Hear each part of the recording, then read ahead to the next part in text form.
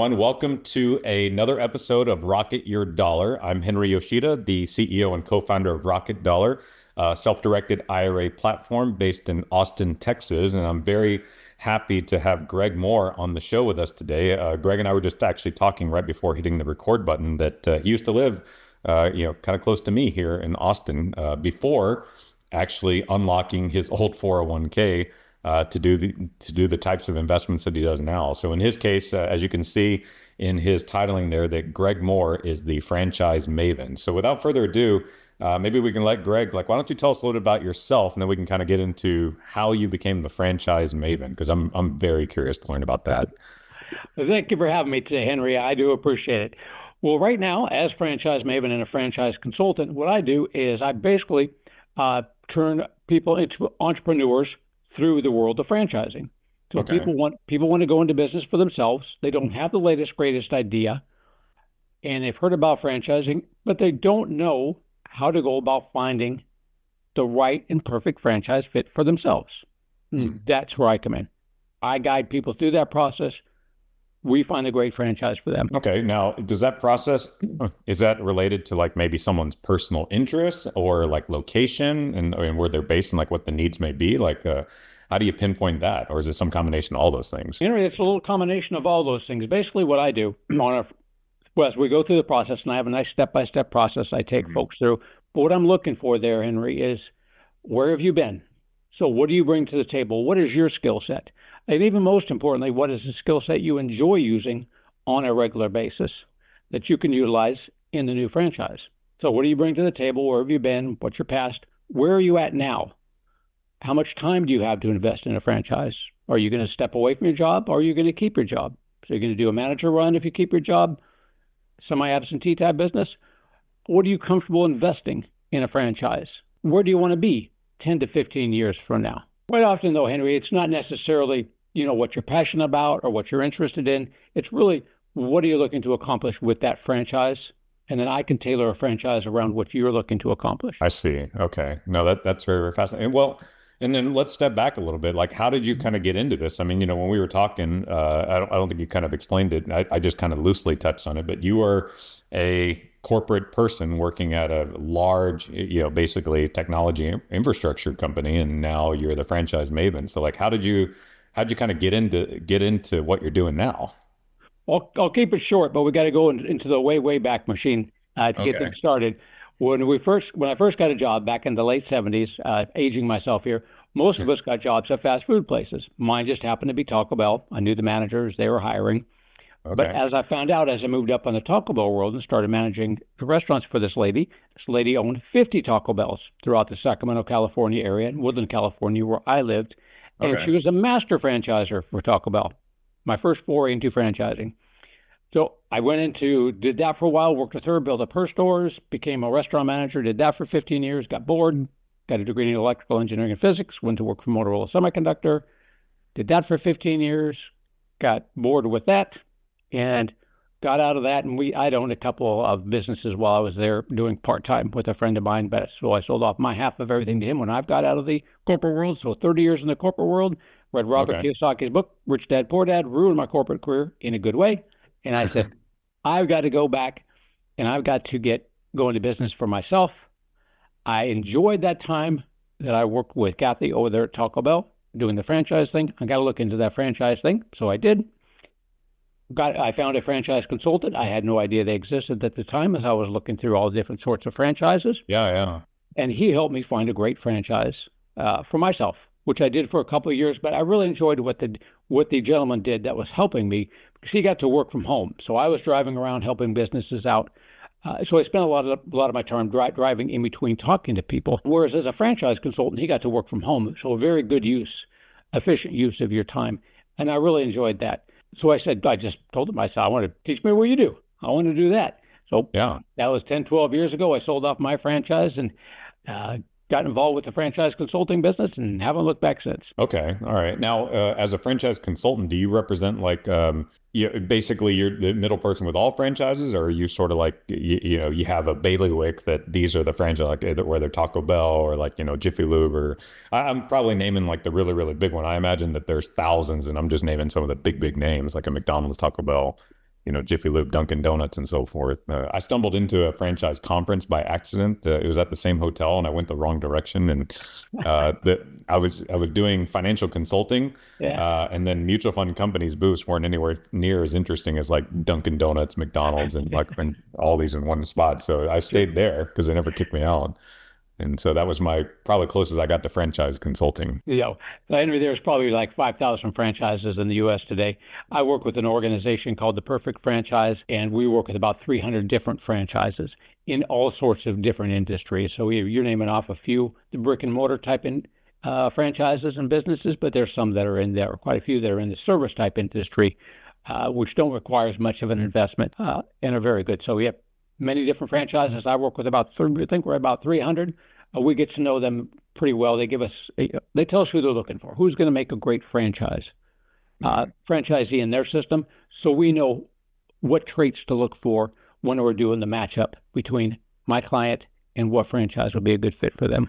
Got it. Okay. Well, then, kind of tying it back a little bit to Rocket Dollar, as you know, our customers, they access and unlock their retirement funds, so traditional old 401k or IRA monies, to make private and alternative investments, and maybe investing in a franchise is one of them. But when you do people only invest in franchises as, let's say, a passive investor, or is it always a situation where, um, you know, you yourself as a consultant are working with the person who plans to actively be involved in the business and make it work? But do those people maybe sometimes pull money from investors, or do people maybe just you only work with folks who they go directly, like whether that's IRA money, 401k money, or cash they have on hand from their 30-year corporate career before going into it?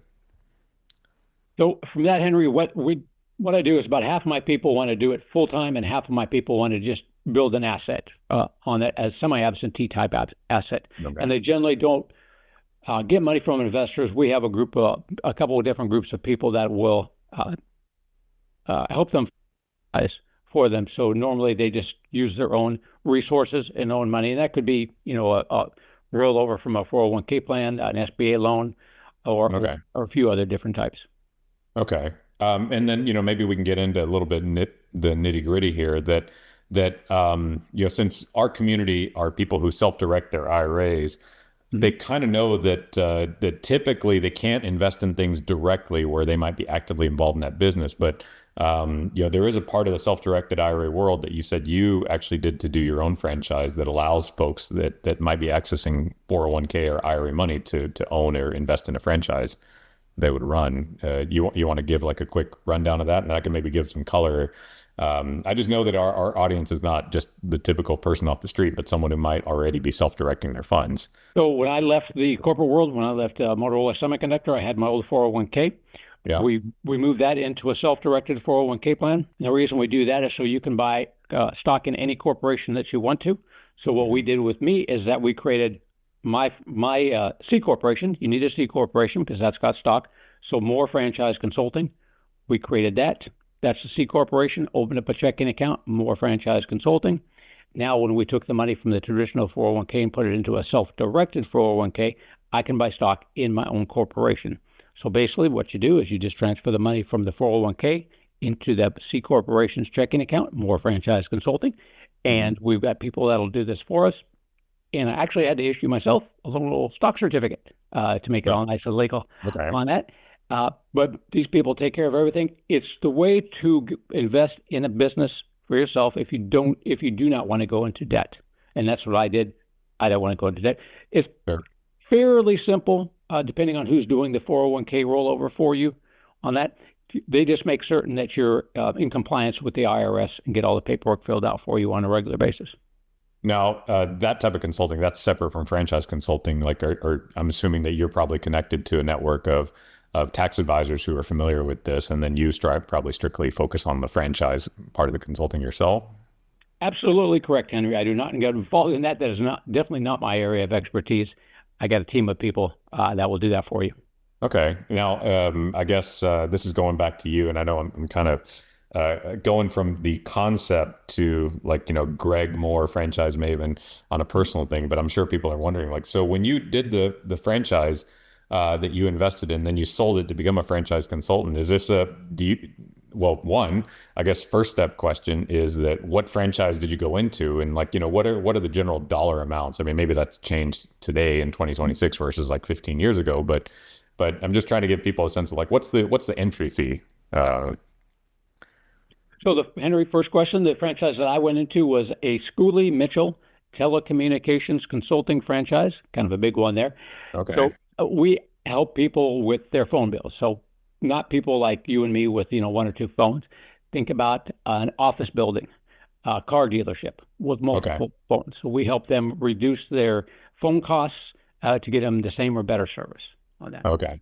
So entry fee into franchises on there. We talked about, and Henry brought up the brick and mortar ones that you see, McDonald's, Jiffy Lube, Taco Bell, that sort of thing. Those are, you build it and they will come, and they're generally around 300,000 investment on up from there, in like $1 million or whatever for a Sure. McDonald's, something like that. So that's the brick and mortar, and many of those you do full time, semi absentee, all sorts of choices. On the other end of the spectrum, you have what we call the service industry franchises. So if you see like Molly Maids out there, or Rapid Root or something like that, a lot of the neighborly brands are service type industries. You're looking at around $150,000, give or take, for Okay. a total investment, including the franchise fee for that. And those businesses are where your clients don't necessarily know you exist until they need you. So you're looking at a good franchise system to drive people to you when that need arises. I see. Okay. And then, um, so that's the investment in, and then, does that cover, I mean, is it then like layered on, like the company now supports you with whatever else you need to get it going? Because I mean, obviously 300,000 isn't enough to build a Dunkin' Donuts from the ground up, obviously. Uh, It depends, Henry, on which one you're getting into. So what is you're looking at when you're looking at a franchise is you're looking at renting out their business model, basically. They've mhm. developed a business model so that they've made all the mistakes in the past, so you don't have to make them. So it's going to get you to where you want to be 2 to 3 years quicker. So your general franchise fee is $50,000, give or take, for renting out that business model that they have. A business in a box, step by step process. The rest of that investment is going to be whatever it takes to get that business up and running. That is your business to sell to do what you want within the guidelines of the franchise. Uh, but it's going to vary. So yeah, if you're getting into a McDonald's, $50,000 franchise fee, $1 million to get it built out. So it just depends. Schooley Mitchell that I went into, $50,000 franchise fee, and then I spend another 25,000 on marketing and advertising on I that. see. So that's the variances there, and you can sell it. You generally sign a 10-year contract. You can sell it at any time. You just have to tell the franchise you're going to do it, but it's your business, and the rest of the investment is the same thing that you would invest if you were to do it yourself, basically. Okay. And then that was a thing. So kind of coming full circle in your situation, you said you sold your franchise. So I imagine you entered it at a certain point, and then do you do the type of consulting where you find someone on the back end, like, let's say, hey, I started this location for, Schoolie Mitchell or for a Dunkin' Donuts or Taco Bell, and now I want to sell this to someone else. Like, who's the one who buys it if they're not starting it? Like, is that a different group of people, or is that a master franchisor who's always looking to add locations because they already know and how to run the business? Most of the time, it's going to be another franchisee that's going to pick it up, especially if you're making money on that. You're going to tell the franchise that you're selling it, and either the franchise will buy it back from you, or more than likely they'll tell other franchisees in your area that you're selling. And if you're making money, they'll buy it back. They'll buy it from you. If neither of those happens, then occasionally I will get some resales out there that I can present to people. I get a lot of people asking me about resales, but we don't get a lot of real good ones because of the fact that the franchise will either buy it back from you, or one of the other franchisees in that area will purchase it. Okay. And then, maybe, kind of just sticking with this a little bit, and this is for the purpose of our community and then my own curiosity, but if someone were getting, started, I mean, do they just basically do like a consultation with a franchise consultant, or do they start thinking about like, hey, let me find out if this is right for me? I mean, a lot of people, a certain point in their life, right? In your case, you left the corporate world. Robert Kiyosaki specifically didn't tell you to go into franchise. This is kind of what you settle on, what you decided. But as people are evaluating, like where does someone start? Maybe they do this, maybe they become a real estate investor, maybe something else. But are there organizations that kind of guide people, or are there conferences maybe, or do they just straight go talk to a franchise consultant and look for one like yourself?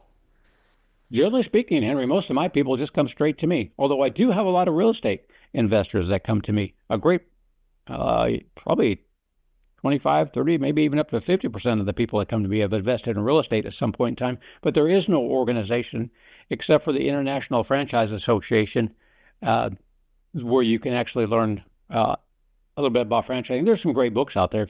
If you folks out there just put a comment in the chat when you're looking at this video and want to know different books to read. I mean, I'll send you some different books to read. I've got a book on franchising. There's a few others, but there's no real total organization except for the International Franchise Association. And most people, they've seen me on a great podcast like Henry's, and Yeah. that sounds fascinating. I thought it was all McDonald's. I didn't know, I could get a lawn care franchise or a plumbing franchise or HVAC. They just don't know, and so they're coming to me. Huh. And is that something like if you were to start over, there's services versus brick and mortar?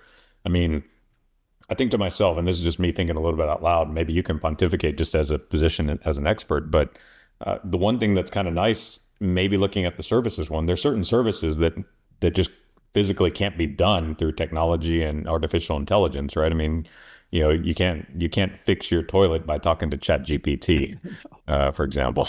Like someone has to go to your physical location. That's true. And ever since COVID, a lot of my folks have been looking for essential type services that you have to do.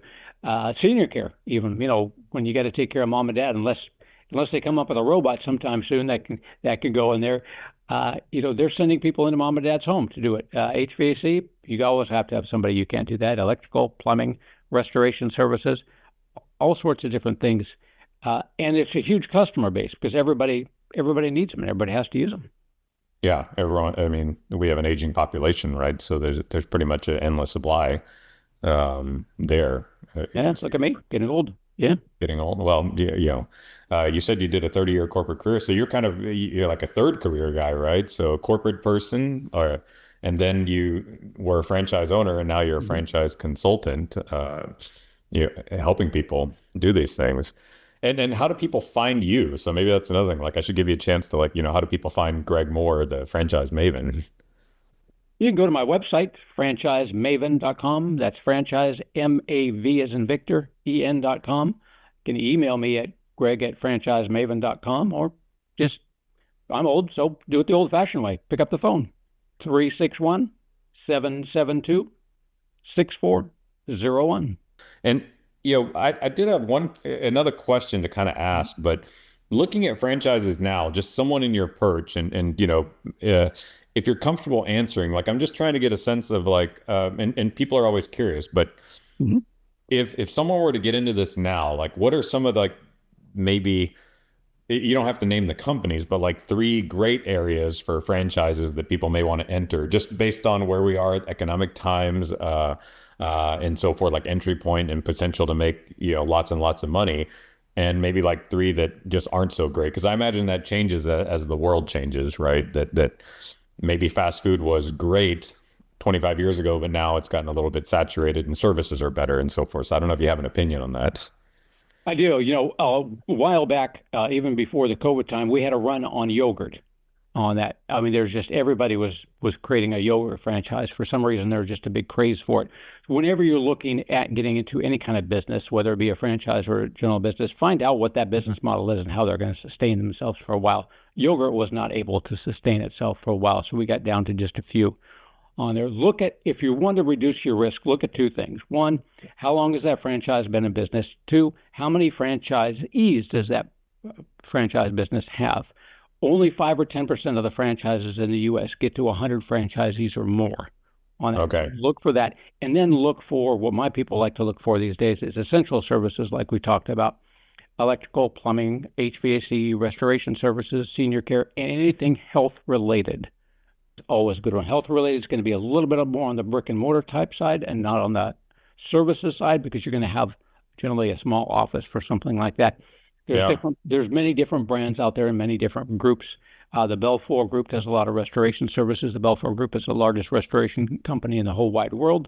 You've got the neighborly brands who've got about 20 different franchises underneath them. They're the largest home services business in the U.S. Authority Brands has Mr. Sparky, Benjamin Franklin Plumbing, 1 Hour Heating and Air Conditioning, plus a few others. They also have a home care franchise, another great large brand, Happiness Brands. They have a few home services in there as well. So look for some of the bigger groups on there that you're looking for because they've got a lot of good buying power and many different franchises underneath them, and everybody helps everybody grow when they're doing that.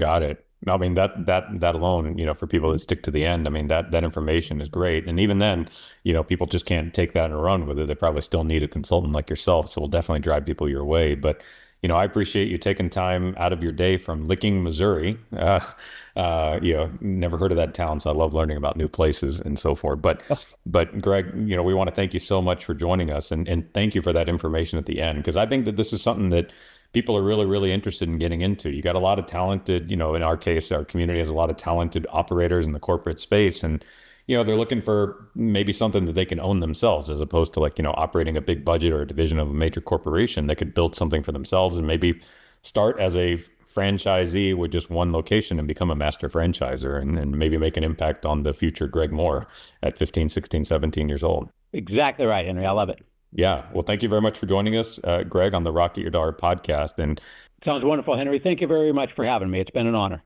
Thank you.